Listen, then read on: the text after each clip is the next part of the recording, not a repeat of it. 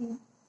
Uh, it is the introduction for theory of computation. One of the most fundamental course of computer science is theory of computation, and it is the study about abstract computing devices. That is a mathematical model actually. There is no real computer, but the mathematical model representing the computers. So here is some brief history about these subjects. Like in 1930, Alan Turing describes first a computer's abstract version. That is, there was no computer till date, but he describes some abstract computing capabilities, and these capabilities also match with the today's computers. And he described also the boundary between what a computing machine could do or could not do. And finally, in 1940 to 1950, some simplest version of computer, that is the finite automata, were studied. And 1969, S. Cook again extended Turing's study. That is, he separated the problems what can be efficiently solved or what can in principle be solved. That is really a problem can be solved by the computer or some machine or not.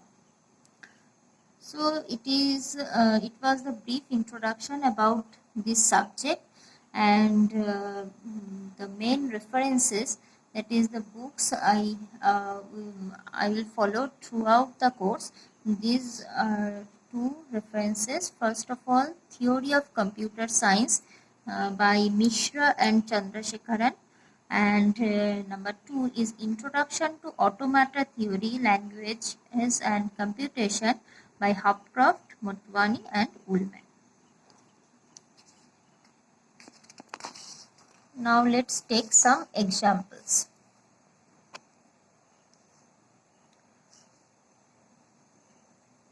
First of all, let's try to design a machine to accept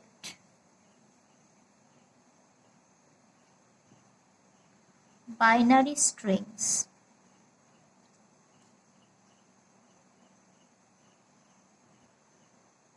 Ends with 0.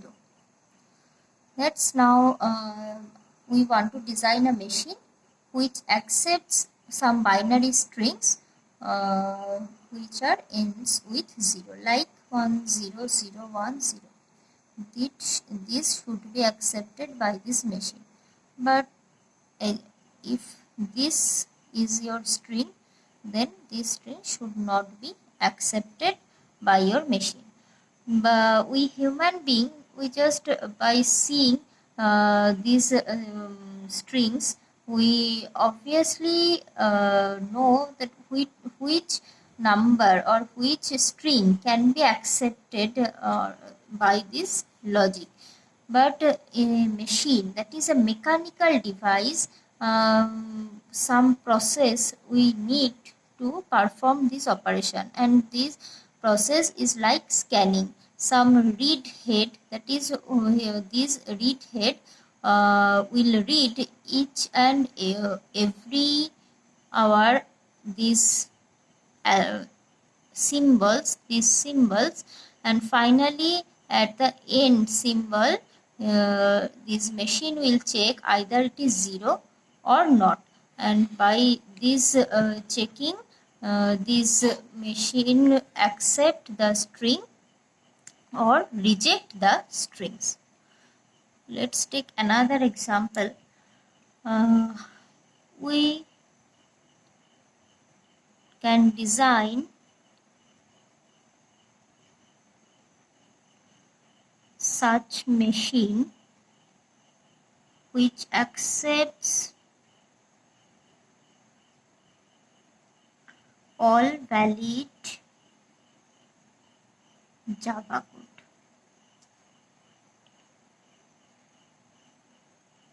Now, is it possible to design uh, such a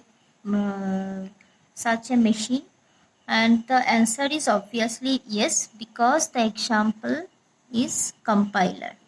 We have compiler, and this compiler produce some binary code from this Java code, and this binary code either will be valid syntactically or will be invalid. So this compiler design is entirely belongs to this subject, this automata theory or theory of computation. Now, if we add some more condition, like we want to make a machine which accepts all valid Java code, and as well as it checks the code never goes into infinite loop.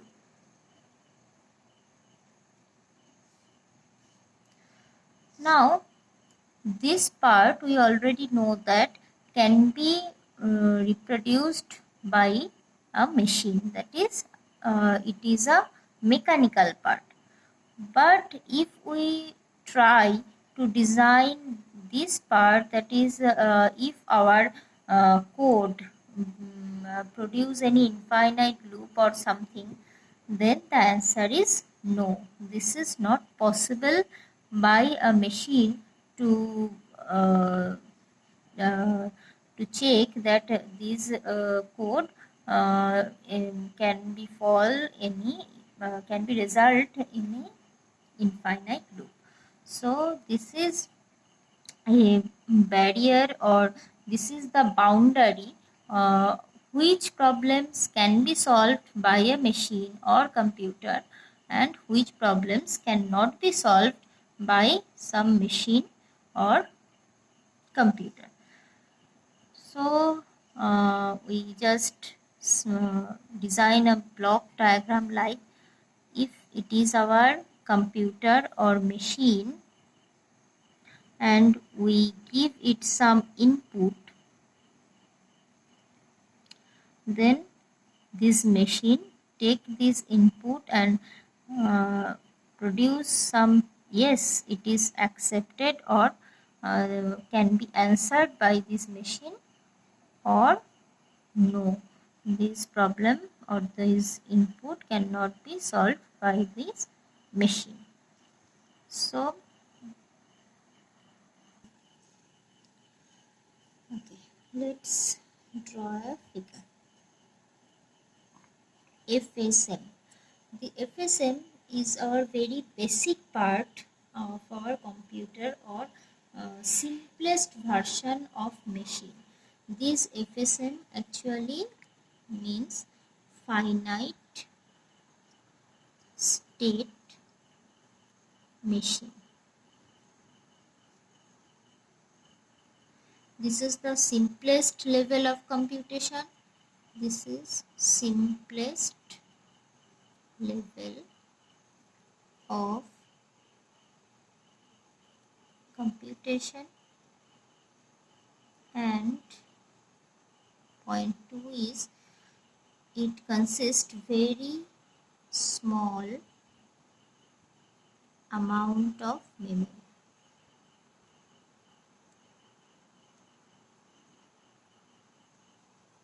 Right. So after FSM there is some CFL. This CFL means, okay, this finite state machine, also known as finite automata. These two are same thing, finite automata or finite state machine. Now CFL means context free language, and this CFL is some means of more powerful than our FSM or very basic computing system. And after this CFL, Turing machine is here, and it is more powerful than this CFL. And finally, the outer block is our undecidable problems. So now our study will be start from the very basic or simplest computing system, that is our FSM.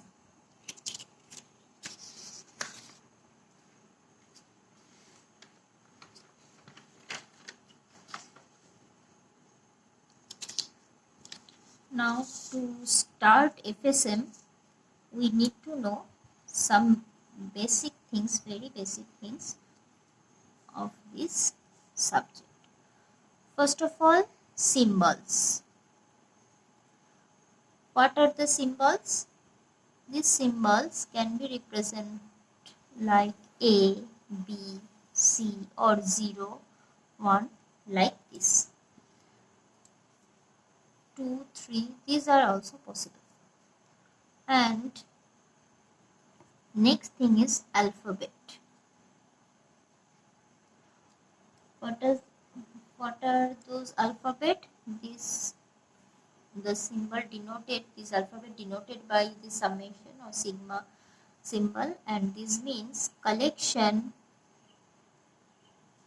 of symbols.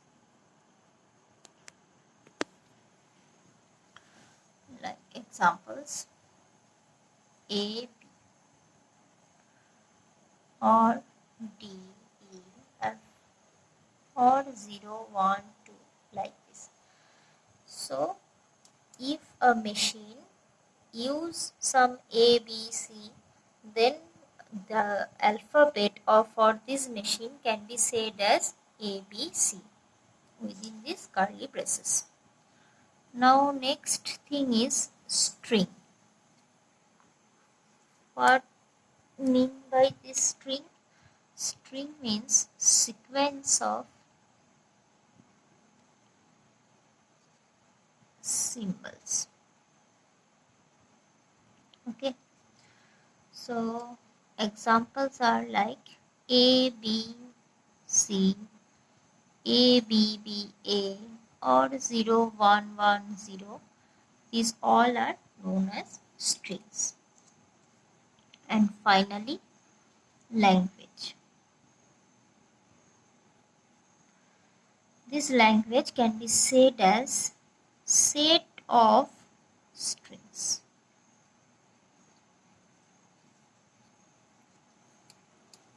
Fine. Example. Suppose a machine have the alphabet of 0 and 1.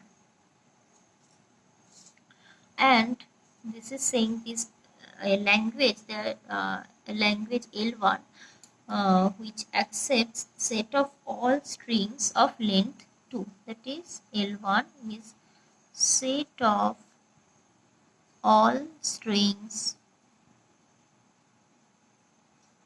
of length 2. So 0, 0, 0, 1, 1, 0 and 1, 1. These all four are the possible set of strings. So these four belongs to this language L1. Now suppose in L2 another language is there, and we are saying that set of all strings begins with 0. Set of all strings begins begins with 0. Now which are the possible strings are there? This may be 0. This may be 0 0. This may be 0 1. But 1 0 is not a possible string because begins with 0. But no condition about the length of the string. So these all are valid string. Okay. Since there is no limit about the length of the string, so obviously this kind of language is infinite. So here two examples of language, and obviously the first language, that is the L1, is a kind of finite language, and the second one, L2, is a kind of infinite language.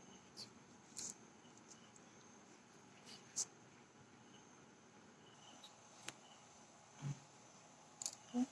So these are some basic part, that is the symbols, alphabet, strings, languages. Now we will know about the powers of sigma.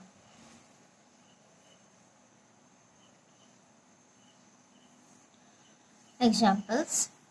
What are the powers of sigma?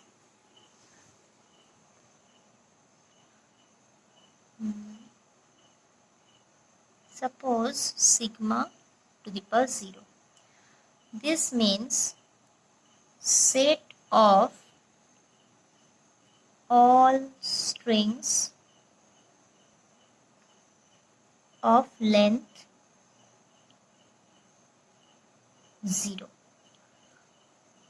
So this is a special kind of symbol we will introduce here, that will be known as epsilon. Throughout the course we need this symbol. This is a very important symbol, that is epsilon. This means nothing is there, but epsilon is there. Now if summation 1, this means set of all strings of length 1. Fine. That means this can have 0 and 1. Like this, if summation or sigma to the power 2, this means length of all strings, set of all strings with the length of 2. That means 0 0, 0 1, 1 0, 1 1. Fine. So if summation of n, it means set of all strings with length of n. Fine. Now there is another thing like cardinality. What is the meaning of this cardinality? This means number of elements. This has symbol actually denote the number of elements in a set. Number of elements in a set. So if we say cardinality of sigma 0, sigma to the power 0. So sigma to the power 0 contains one element, so cardinality of sigma 0 will be 1. Now if cardinality of sigma 1 to cardinality of sigma 2 4, so finally cardinality of sigma n will be 2 to the power n.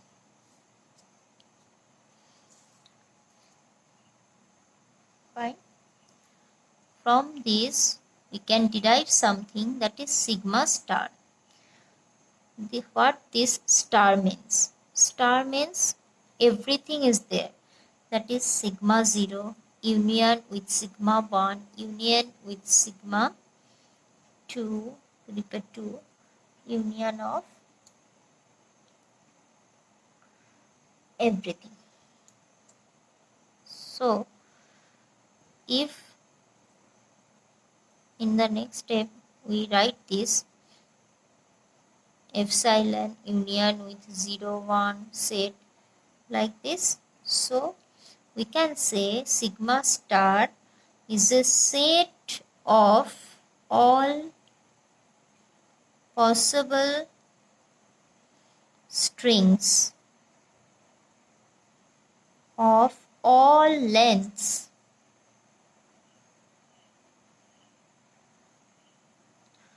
of 0 and 1.